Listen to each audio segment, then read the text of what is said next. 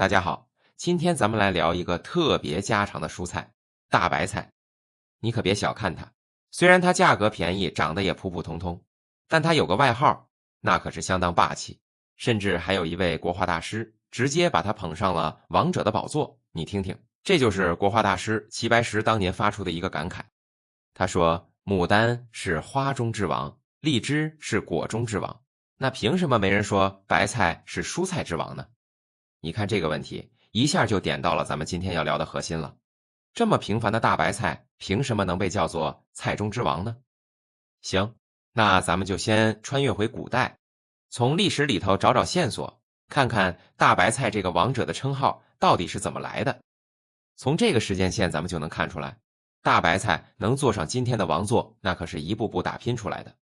在宋朝以前啊，中国人的主菜其实是葵菜，但是从宋朝开始，白菜就凭借它超强的生命力，尤其是那种不怕冷的坚韧劲，慢慢的就取代了前辈，成了老百姓餐桌上的绝对主角。最后呢，也就赢得了百菜之王这么个响当当的名号。不过话说回来，我们一说白菜，你脑子里冒出来的是哪一种？其实啊，这白菜啊是个特别庞大的家族。来，下面咱们就认识一下这个王氏家族里头的几个主要成员，顺便呢也解开一个很多人都有的误会。咱们平时说的白菜啊，其实主要能分成两大派。一派呢就是北方特别常见的结球白菜，叶子一层一层抱得特别紧，这就成了咱们最熟悉的大白菜。另一派呢就是南方更流行的不结球白菜，它的叶子是散开的，比如我们常吃的上海青、小油菜都属于这个家族。它们虽然是亲戚，但这长相和口感那可是各有各的特点。哎，这个问题我敢说很多人去超市买菜的时候心里都犯过嘀咕，这小小的娃娃菜看起来就像大白菜的缩小版，它不会是转基因的吧？答案来了，非常明确，不是。娃娃菜啊，它不是什么转基因大白菜，它就是一个经过咱们农业专家精心培育出来的一个微型大白菜品种。它的口感更甜更嫩，跟大白菜算是亲戚关系，但绝对不是转基因搞出来的。而且呢，它们的营养成分也稍微有点不一样。好了，了解完它的家世背景，咱们就该看看它的内在财富了。到底是什么让大白菜，尤其是在冬天，能成为家家户户都离不开的营养宝库呢？它的财富究竟藏在哪儿？来，咱们看一个可能会让你哇出声的对比。很多人都觉得西红柿补充维 C 效果不错吧？但你看看这个图，每100克大白菜的维 C 含量几乎是西红柿的3倍，这个量甚至比好多橘子、橙子都要高。怎么样？是不是挺让人意外的？再来看这个数字13千卡，这是什么概念？意思就是每100克的大白菜热量就这么一点点。你想想，它95%帕以上都是水，吃的特别有饱腹感，热量又这么低，简直就是为需要控制体重的朋友量身定做的。当然了，它的本事可不止这些，大白菜里的膳食纤维、碳、钙、镁这些矿物质都非常丰富，而且啊，它还有一个特别的身份，十字花科蔬菜。这类蔬菜里头啊，还有一种叫异硫氰酸酯的物质。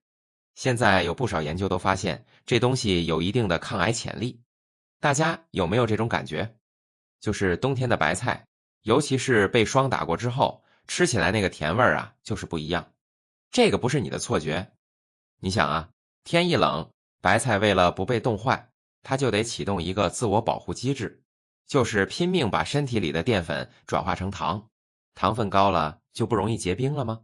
你看，白菜这个聪明的求生技能，正好就给咱们的味蕾带来了意想不到的美味。行，既然白菜这么好，那咱们享用它的时候，是不是也得讲究点规矩呢？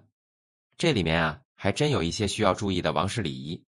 这个问题太常见了，很多人洗白菜的时候，看见菜帮子上有一些像芝麻一样的小黑点，心里就咯噔一下。完了，这是不是坏了？这还能吃吗？别慌，我教你一个3步法，特别简单。第一步，你先用水冲冲看，如果黑点能被冲掉，那多半就是点灰尘啊、小虫卵啊什么的，洗干净就行了。第二步，要是冲不掉，但是黑点很小，而且菜叶本身还很新鲜，那这很可能是一种叫芝麻状斑点病的生理现象，跟施肥有点关系，对人没害，放心吃。但是如果到了第3步，你发现黑点面积很大，菜叶都开始蔫了，甚至有腐烂的迹象，那就别犹豫了，这部分赶紧切掉扔了。OK， 除了小黑点的问题，还有一点也得提醒大家，虽然白菜营养好，但它毕竟是有点偏凉性的，所以对于那些本身脾胃就比较虚寒的朋友，你生吃凉拌白菜，可能就会觉得肚子不舒服。同时呢，就像屏幕上说的，这几类朋友，比如说有甲状腺问题、肾功能问题，或者在服用特定药物的人群，吃白菜的时候最好是彻底煮熟了再吃，而且也要注意别吃太多。好了，聊了这么多，最后咱们来解决一个最实际的问题，到底怎么做才能最大程度的留住这位蔬菜之王身体里的宝贵财富呢？其实答案就一个字：快。咱们前面说了，大白菜里最宝贵的维生素 C 特别怕热，你要是咕嘟咕嘟炖个半天，那营养早就流失的差不多了。所以最好的方法，要么就是生吃，比如说用最嫩的菜心儿做个凉拌菜，爽口又营养；要么呢就是开大火急火快炒，菜叶一变软，马上出锅。希望今天咱们聊完，能让你对餐桌上这位最平凡也最伟大的蔬菜之王有一个全新的认识。